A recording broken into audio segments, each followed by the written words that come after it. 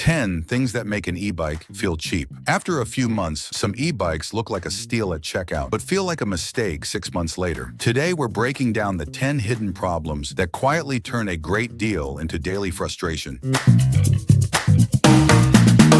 Here is where it begins. Not with the motor, not with the battery. It starts with something small enough to ignore on day one. Plastic. The display mount looks fine when the bike is new. It holds the screen in place. The cable clips sit neatly along the frame. Everything feels solid during that first ride. Few buyers stand in a showroom, squeezing brackets to test their strength. Few imagine what constant sun, heat, and vibration will do over time. Budget bikes often use simple molded plastic for these parts. It saves a few dollars at the factory. 3 months later, hairline cracks appear near the handlebar clamp. 6 months later, the display begins to shift over bumps. Cable clips split, brake housing rubs against the frame, and a faint ticking follows every pedal stroke. Nothing catastrophic happens. That is what makes it irritating. The bike still works, yet it no longer feels tight. These small failures usually mark the first sign that the build quality may not be what it seemed. Now move to something that looks impressive in product photos: front suspension. Many entry-level e-bikes advertise suspension forks. The words alone suggest comfort and control. In reality, some of these forks are little more than stiff springs inside heavy tubes. They compress on large hits, then bounce back without real control. Smaller road chatter passes straight through to your hands. At first, you might appreciate having any suspension at all. After longer rides, your wrists begin to ache. The front end feels vague in corners. The fork adds weight without delivering true comfort. Upgrading later can cost hundreds of dollars. That is when riders realize the original fork existed mainly to check a marketing box. Then there are the tires. Tires determine how the bike feels every minute you ride. Many budget models arrive with basic rubber that wears quickly and offers little puncture protection. Within months, the tread thins. Flats become common. Wet roads feel uncertain. Replacing a cheap tire once does not seem costly. Replacing it 2 or 3 times within a couple of years tells a different story. Riders who switch to higher quality tires often notice the difference immediately. Better grip, fewer punctures, a calmer ride. The initial savings disappear when time and inconvenience are added to the equation. Brakes follow a similar pattern. Mechanical disc brakes can function well when designed properly. On lower-cost e-bikes, they often require frequent adjustment. Cables stretch, lever travel increases. The rotor flexes slightly during braking, creating a soft and inconsistent feel. Every few weeks, you find yourself tightening the cable to restore proper response. It becomes routine maintenance rather than occasional service. Hydraulic systems cost more, yet they self-adjust and provide stronger stopping power with less effort. Riders who upgrade often describe the change as transformative, though they wish it had been included from the start. The display itself can introduce another surprise. Many units claim weather resistance. Some hold up well, others do not. Poor sealing around buttons and connectors allows moisture to enter over time. Flickering screens,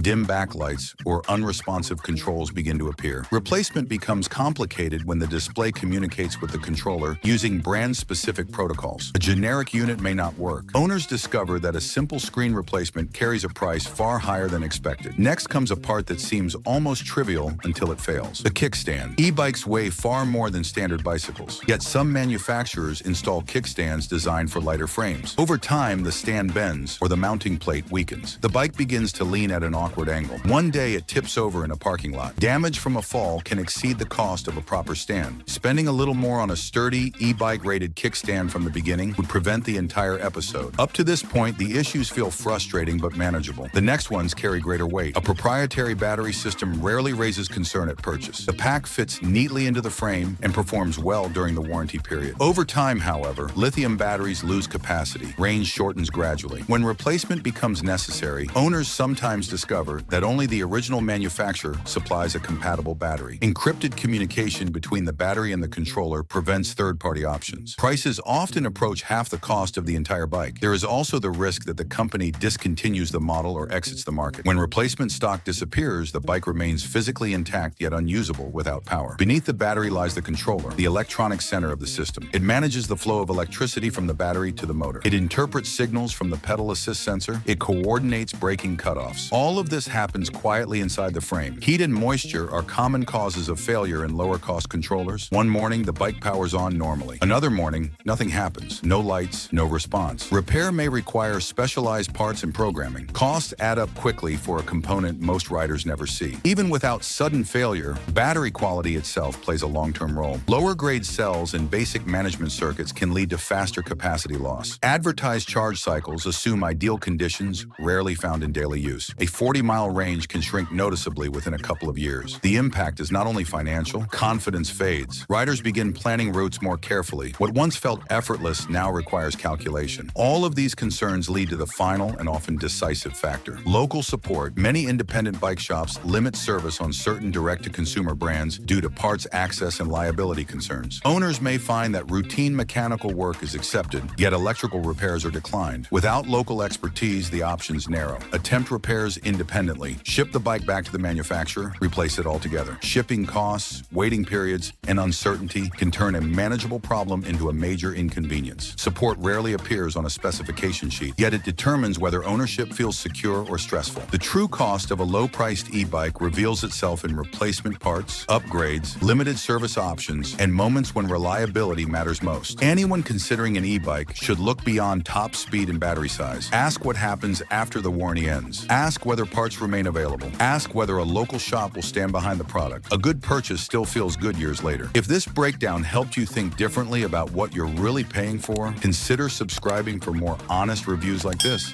Thanks for watching, and we'll see you in the next one.